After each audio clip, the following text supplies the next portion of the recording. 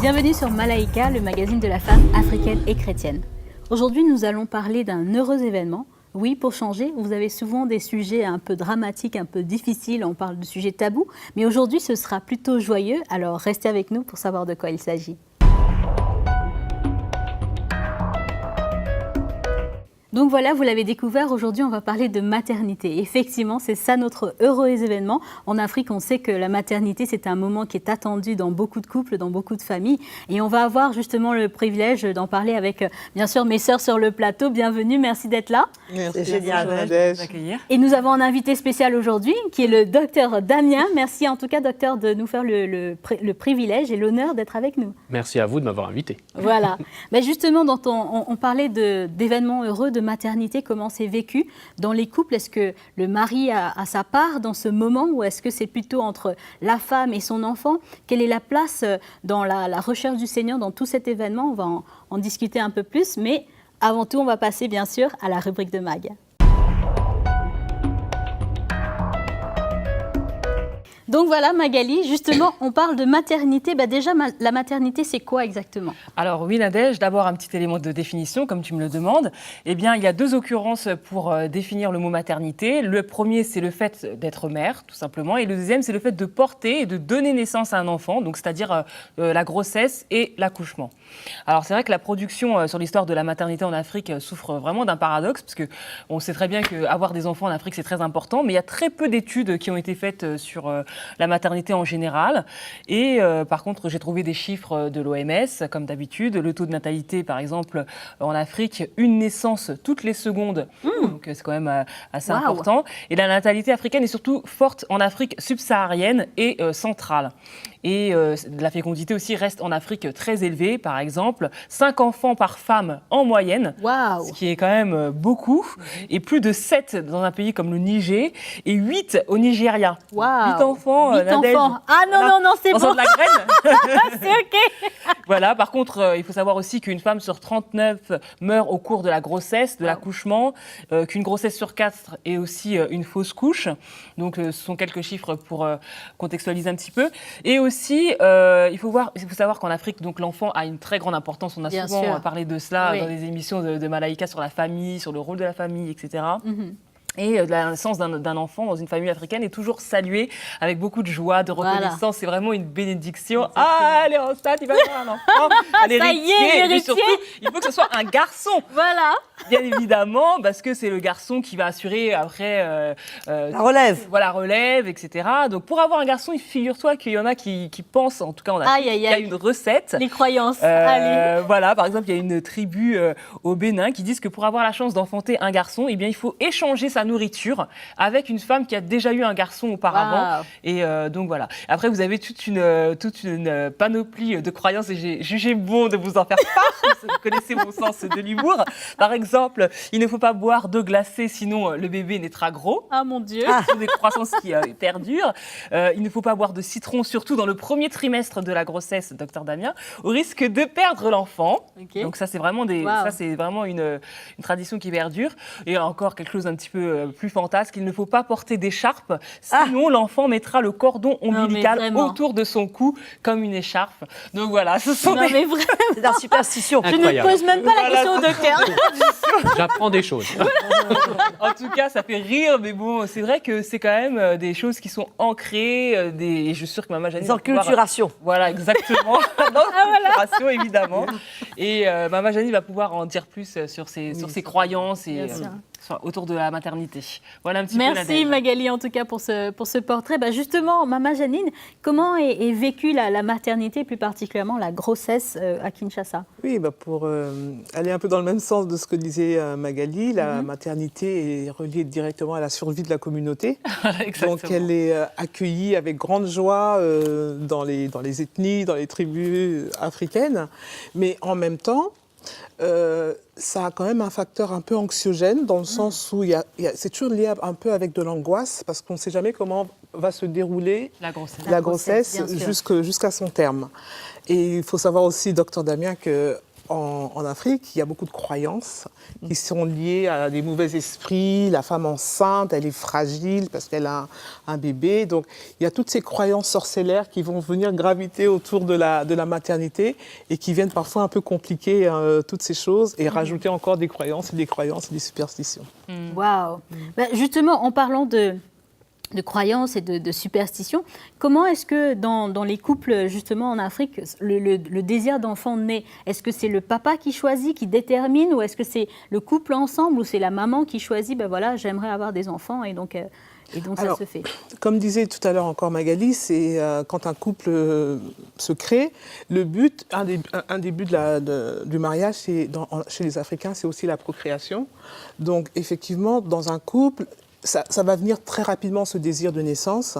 Et c'est pas forcément le mari, c'est pas forcément la femme, c'est le couple en lui-même qui décide.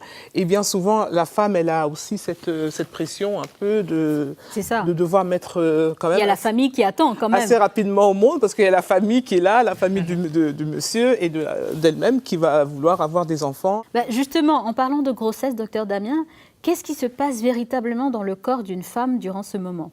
Alors, ce qui va se passer, c'est qu'une fois que l'œuf a été fécondé, il y aura énormément de changements hormonaux. Et vous allez tout de suite le ressentir. Et une femme va tout de suite, une des premières choses qu'elle va ressentir, c'est les nausées. Ah ben oui. Et donc, vous connaissez tous les nausées du premier trimestre de la grossesse, qui généralement s'arrêtent après 12 semaines sans règles. D'accord. Et il y a aussi d'autres changements physiques, notamment avec un gonflement et un durcissement des seins. Il y a plein de changements qui se passent au niveau des hormones. Alors, qui dit changement hormonal dit aussi changement d'humeur. Ben voilà, c'est ça. Alors attention, en général. Ça ne va pas toujours dans le mauvais sens. Ah bon, d'accord. Parfois, la femme est très joviale et très joyeuse, mais tout ça, c'est lié aux hormones. Donc, messieurs, les maris, surtout armez-vous de patience. Ça ne dure que 9 mois. Oui, parce qu'il y a aussi toute l'image autour des envies des femmes enceintes. Exactement. Elles vont être un petit peu embêtantes, elles veulent ceci, elles veulent cela. Les caprices. Les caprices, on appelle ça. Voilà, c'est ça. C'est pas toujours des caprices. Et voilà, qu'est-ce que c'est ça, Alors, docteur Damien? C'est ce qu'on appelle ces appétences bizarres. Ça veut dire Voilà. qu'on peut avoir envie, par exemple, d'un sandwich jambon-tomate à 3 h du matin, et on se dit, mais pourquoi elle veut ça? Oui, c'est ça. La seule bonne réponse, c'est oui, chérie, je vais te le préparer. Parce que... sauf que, bon, maman Janine, est-ce que nos frères en Afrique, ils font pas, hein? Allons parler On va réellement. préparer le sandwich. Non, je pense que c'est plutôt la femme qui va se lever à 3 h du matin. Elle va se le faire, le sandwich. Mais ce qu'il faut savoir, c'est que ce ne sont pas des caprices. Bien souvent, vous savez, le corps humain est quand même une machine extraordinaire. La création du Seigneur, c'est quand même incroyable. Souvent, ces appétences et ces envies démontre en fait un besoin. Et on a entendu hors antenne quelqu'un qui connaissait une personne qui était végétarienne et qui pendant sa grossesse a eu une appétence pour la viande. Pour la viande, exactement. C'est peut-être un manque en fer. Et qui avait besoin justement de protéines, de fer pour justement pouvoir au mieux procréer. Le et déroulement au mieux, de la grossesse. Effectivement, produire ce futur enfant qui a besoin de tellement de choses. Justement, en parlant d'enfant, souvent l'enfant dans le déroulement de la grossesse est un petit peu lésé, dans le sens que, il est dans le ventre, on ne le voit pas, on ne sait pas trop quelle interaction à avoir. Qu'est-ce qui se passe du côté de l'enfant? Est-ce qu'il perçoit ce qu'il y a à l'extérieur? Alors, il perçoit énormément de choses. Et même, je vais vous dire que la médecine est encore très loin de savoir tout ce qu'il perçoit. Wow. Ce qu'il faut savoir, c'est qu'il faut l'intégrer dans la famille dès le moment où vous avez décidé que ce serait votre enfant. Donc, c'est vrai qu'il y a toujours cette période critique des 3 premiers mois, 12 premières semaines, où le taux de fausse couche est quand même très élevé, et le risque de fausse couche est très élevé. Mais c'est vrai qu'il faut l'intégrer dans le schéma familial dès le début. Et aussi intégrer le papa, le futur papa, dans ce schéma familial. Et donc, c'est important que le futur papa parle au fœtus, qui parle, par exemple, au ventre de la maman. Ça peut paraître bizarre, on peut avoir l'air un peu loufoque, mais le fœtus entend, et il entend les vibrations sonores, et il entend même mieux les vibrations sonores du papa, qui sont plus graves, que celles de la maman qui sont plus aiguës. Et ce qu'il faut savoir, c'est que quand vous, par exemple, vous caressez le ventre de la maman en tant que mari, eh ben, le fœtus, l'enfant, va répondre à ces stimuli et justement faire frapper au niveau de là où vous l'avez caressé. Et ça s'appelle l'aptonomie. Donc c'est une sorte de communication entre les parents et même les amis avec le futur enfant. Et il entend. Et même on a vu que bien souvent de la musique, même classique, pouvait apaiser certains enfants qui étaient très agités en bougeant dans tous les sens, etc. Et donc, je pense même aussi que la voix du papa, à travers la voix du papa, l'enfant peut ressentir l'amour. Exactement. Pas seulement le timbre de voix, mais l'amour. L'amour qu'il ressent de son père et de sa mère. C'est surtout ça qui est important. J'allais dire, Maman Audrey, finalement, quand on entend ce que le docteur Damien nous dit, on est parent pas au moment de l'accouchement, mais déjà au moment de la grossesse. À partir du début. À partir du début, c'est la joie de toute manière qu'ils ressentent. Il devrait l'exprimer à l'enfant dès le début. Exactement. Et il y avait un point sur lequel je voulais revenir, docteur Damien, c'est par rapport aux fausses couches. Je sais que justement, Mama Janine, en Afrique, les fausses couches sont un peu considérées comme une malédiction. De toute façon, tout ce qui est un peu négatif va être mis sur le compte de la malédiction ou, comme on le disait, de la sorcellerie. Donc effectivement, une fausse couche va être considérée comme quelque chose d'un mauvais esprit ou quelque chose et souvent, c'est la maman qui est accusée, la femme qui est accusée, genre tu peux pas garder un enfant. Elle est un peu culpabilisée, non, dans la relation, dans la famille, autour d'elle. Tout va dépendre, en fait. Tout va dépendre de sa relation déjà avec sa belle famille, parce que tout découle de là, en fait. Si la relation est bonne, bon, ça va être considéré de toute façon comme une fatalité ou comme une malédiction ou comme le fait d'un mauvais esprit. Après, si elle s'entend pas bien avec sa belle famille, ça va prendre des proportions un peu plus... Un peu dramatiques. Justement, docteur Damien, est-ce qu'il y a des raisons qui expliquent les fausses couches? Oui, alors, il y a évidemment les raisons, on va dire, extérieures. Ça veut dire que, par exemple, si vous attrapez une infection, et il faut savoir qu'une des premières causes de fausses couches sont les infections urinaires notamment, chez la femme. Donc surtout, il faut bien faire attention aux infections. Il peut y avoir une maladie préexistante, donc c'est pour ça que c'est tellement important aussi de savoir si la femme était diabétique avant de tomber enceinte ou pas. Donc surtout, faites le dépistage du diabète. Exactement, et même d'autres maladies comme le VIH, comme l'hépatite C, etc. Donc ça, ce sont les causes externes. Mais évidemment, il y a aussi la cause interne. La nature est très très bien faite. Le corps humain va screener, quelque part, va vérifier la viabilité du futur fœtus. Bien sûr. Et effectivement, s'il ne trouve que ce n'est pas viable, la nature est extrêmement cruelle. Elle va simplement l'éliminer. Et effectivement, elle va dire non, cet embryon-là n'est pas viable et va l'éliminer par les voies naturelles. Donc ce n'est pas une fatalité, c'est un processus naturel. C'est une sélection naturelle. C'est une sélection. Et on ne peut pas blâmer la maman, à moins bien sûr d'une chute. Oui, ou même d'un accident. Voilà, d'un accident. Mais bien sûr, d'un choc. Mais ça reste quand même pas la majorité. Voilà. Et parfois, on a quand même des femmes qui font des fausses couches à répétition. Oui. Et dans ces cas-là, c'est toujours Dame Nature qui fait sa sélection. Alors là, évidemment, il faudra, au-delà de 2 fausses couches à la suite, il faudra un examen médical complet. Quelque chose de plus approfondi. Plus approfondi, parce qu'effectivement, il peut y avoir... alors, il y a eu des cas relatés en Europe très importants où, effectivement, il y avait des malformations utérines liées à la contraception que prenait la mère effectivement. Donc, il y a des causes, et bien évidemment, il faudra un examen médical beaucoup plus approfondi. Mais en aucun cas, c'est une malédiction ou un esprit qui décide, parce que l'être humain, et évidemment, le Seigneur protège la mère, et évidemment l'enfant inclus. Bien sûr. Donc, c'est évidemment absurde de penser que... Et de la culpabiliser, la pauvre. Ah ben non, en aucun cas. C'est bon que ces dames et que toutes ces sœurs qui nous entendent, elles soient rassurées. Voilà. Que ce n'était pas le Seigneur qui était derrière la fausse couche, qu'elle n'était pas coupable de quoi que ce soit, que c'est non seulement soit un accident de nature, ou une maladie qui aurait provoqué cela, qu'elles ne sont pas au courant. Exactement. Alors, il y a beaucoup de médicaments que la femme enceinte a le droit. C'est vrai qu'il y a toujours cette légende, je suis enceinte, je ne peux rien prendre. C'est ça. C'est pas vrai. Eh bien, bonne nouvelle, mesdames, il existe plein de médicaments qui ont été testés alors pas été testés chez les femmes enceintes, mais on a beaucoup de recul et on sait qu'ils ne sont totalement inoffensifs pendant la grossesse. Les nausées ne sont pas une fatalité. Il existe un traitement pour ça. Par exemple, les douleurs, quand on a mal au dos, on a mal au ventre, on a des petites contractions. Eh bien, il existe des médicaments médicaments pour cela. Effectivement, il ne faut pas se surmédiquer, bien sûr, toujours après avis médical.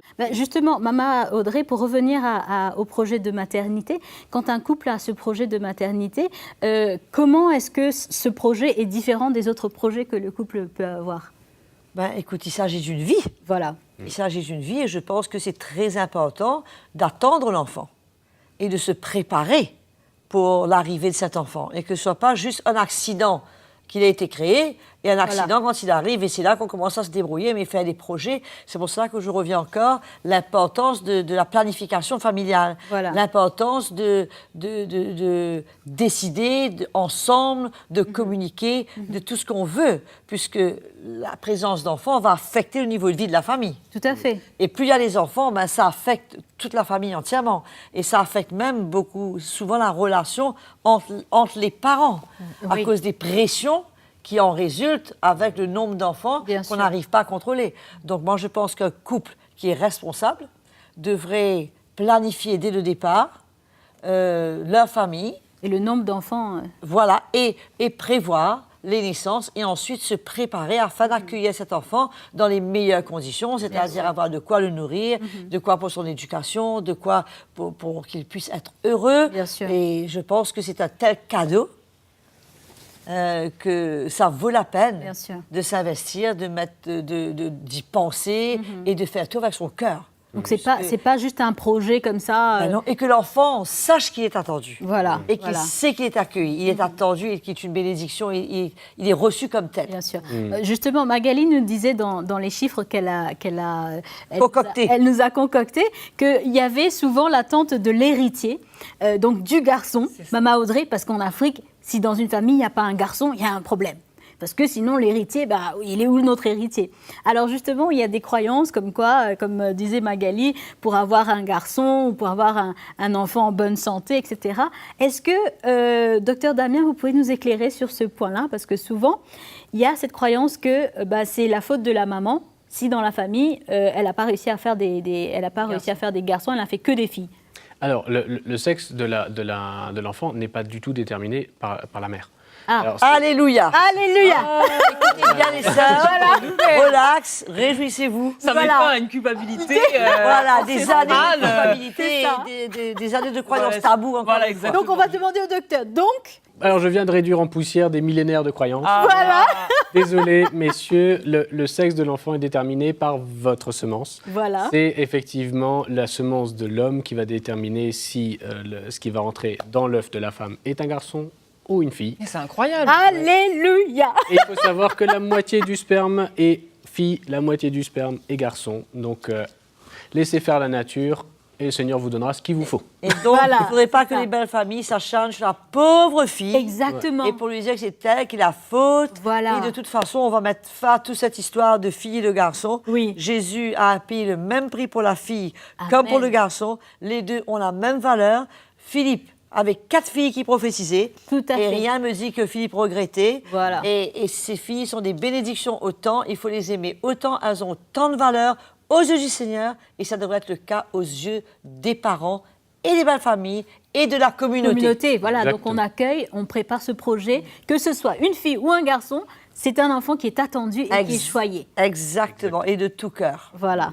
Justement, pour revenir aux précautions à prendre pendant la grossesse pour avoir un enfant en bonne santé, fille ou garçon, est-ce qu'il y a des restrictions, en tout cas des recommandations au niveau de l'alimentation, l'activité physique par exemple aussi? Alors effectivement, il y a énormément de recommandations et c'est très bien de s'informer aussi sur les choses qu'on a le droit de faire et pas le droit de faire. Au niveau de l'activité physique, moi je dis très simplement à mes patients, vous savez, le premier trimestre, vous faites comme si vous n'étiez pas enceinte. Deuxième trimestre, vous faites attention. Troisième trimestre, vous arrêtez. C'est sûr que vous n'allez pas sauter à l'élastique. Ni monter à cheval. Ni monter à cheval à 8 mois de grossesse. Donc il y a évidemment le bon sens qui intervient. Avec le ventre comme ça, allez hop. J'ai eu une patiente spéciale un jour qui voulait que je lui donne un certificat pour faire du sport, d'aptitude au sport. Oh là là. Mais elle voulait faire du saut en parachute. Aïe. À 8 mois de grossesse, je lui ai dit non. Non. Mais effectivement, est-ce qu'il y a des restrictions alimentaires? Alors évidemment, oui. Il y a certains aliments qui peuvent être dangereux pendant la grossesse. Alors, évidemment, on en a tous entendu parler du cas de la toxoplasmose, qui est une maladie très grave, qui peut arriver pendant la grossesse, quand on mange, par exemple, de la viande crue ou pas assez cuit. Bien sûr. Il y a aussi les cas de l'hystériose liés au fromage, on va dire, à pâte molle, ou effectivement dans le lait, on va dire, qui a fermenté, etc. Donc, évidemment, il y a des restrictions. La grossesse n'est pas une maladie. Ça, c'est sûr. Voilà. Il ne faut pas la traiter comme telle. Une maladie. Pendant 9 mois, la femme, elle ne fait plus rien. Qu'on reste chez nous, qu'on ne travaille plus, qu'on dort, on ne va plus à l'église. C'est pas possible. C'est pas possible. C'est pas une maladie. C'est pas une maladie, mais c'est une adaptation. D'accord. Attention. Alors, c'est vrai que la femme, vous parliez d'activité, alors on peut aussi parler d'activité de couple. Oui, voilà, c'est ça. Est-ce que forcément... La sexualité est permise pendant la grossesse? Alors, il n'y a aucune contre-indication. La seule contre-indication, c'est si la femme ne veut pas. D'accord, oui, bien Si elle n'a pas envie, respecter. Effectivement, avec les changements hormonaux, on peut avoir parfois des femmes qui auront plus envie et d'autres qui auront beaucoup moins envie. Et ça sera vraiment à respecter chez chaque femme. Mais quand même, docteur Damien, il y a quand même des réalités. Par exemple, les seins de la femme, ils sont beaucoup plus sensibles pendant la grossesse. Donc, à traiter avec précaution. Voilà. Oui, écoutez, il faut réaliser que elle n'est pas dans la condition qu'elle était avant sa grossesse. Exactement. Et il ne faut pas abuser, il ne faut pas tous les nuits. Bien sûr. Quel rythme. Et c'est un moment surtout qu'elle a besoin de tendresse, qu'elle a besoin d'encouragement, qu'elle a besoin de soutien, d'être relevée. Et ce n'est pas un moment pour justement... hop, on y va. Et non.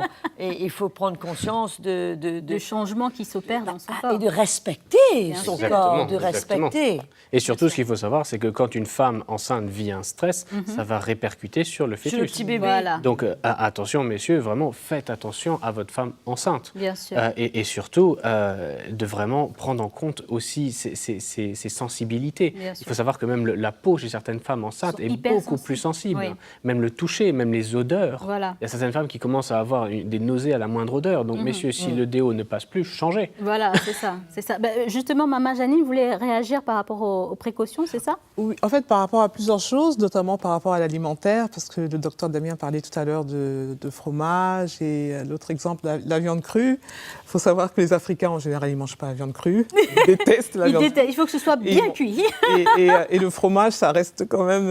anecdotique comme... Oui, ça reste quand même anecdotique parce que c'est pas vraiment, ça ne fait pas vraiment partie des aliments... courant que consomment les Africains. Mais moi, je voulais réagir vraiment par rapport à tout ce que disait Maman Audrey tout à l'heure concernant la planification familiale. Et parce qu'il y a une réalité, effectivement, en Afrique, quand on se marie, il faut avoir des enfants, il faut rapidement avoir des enfants. Voilà, Et j'ai eu le témoignage d'une sœur qui m'a vraiment interpellée, parce que dans son couple, elle s'était mariée, mais elle estimait que le couple n'était pas encore en mesure d'accueillir un enfant par rapport à l'éducation, par rapport aux finances.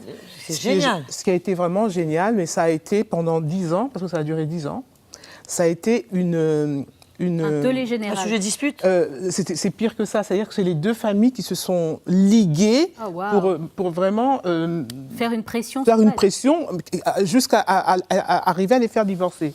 Mais comme le couple était uni, et ils tenaient ferme sur leur position. C'est extraordinaire. Extraordinaire. Ils se sont mariés en 2005 et ils ont accueilli leur premier bébé, là, en août 2017. Wow. Parce que là, ils sont en mesure d'accueillir cet enfant. Maman Audrey, j'ai une question justement par rapport à ça. Vas-y, Nadège. Est-ce que ne pas vouloir des enfants, c'est un péché? Non. Voilà. Absolument pas.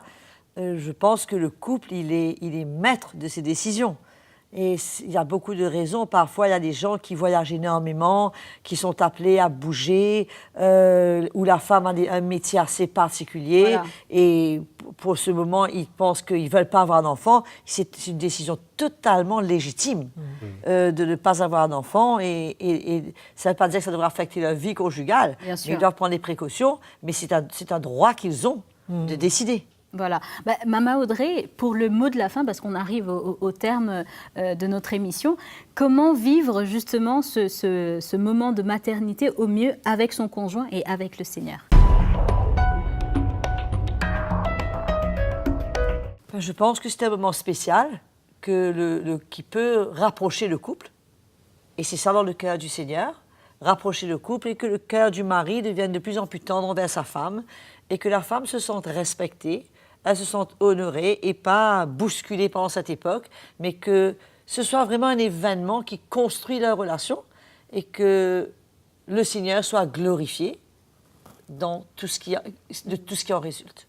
Super, merci en tout cas Maman Audrey pour cet encouragement. Merci Docteur Damien pour cet éclairage parce que je crois qu'il y a eu quelques bombes qui ont été lâchées ce soir. Et c'est très bien. Et c'est très bien. Ah oui, c'est génial. Ce sont des questions que toutes les dames se posent. Voilà, c'est ça. Et c'est des réponses. Merci en tout cas Maman Audrey, merci Maman Janine et bien sûr merci Magali. Merci à toutes celles qui nous suivent et ceux aussi qui nous suivent parce qu'il y a de plus en plus d'hommes qui regardent Malaika. Amen. Et donc on vous invite à continuer à parler de l'émission autour de vous, à rester connectés sur Facebook. Écrivez-nous, envoyez-nous vos messages, vos feedbacks et cela bénit l'équipe bien sûr et nous permet de développer d'autres émissions pour vous. Et je vous dis en tout cas que Dieu vous bénisse et à très très bientôt. Bonjour.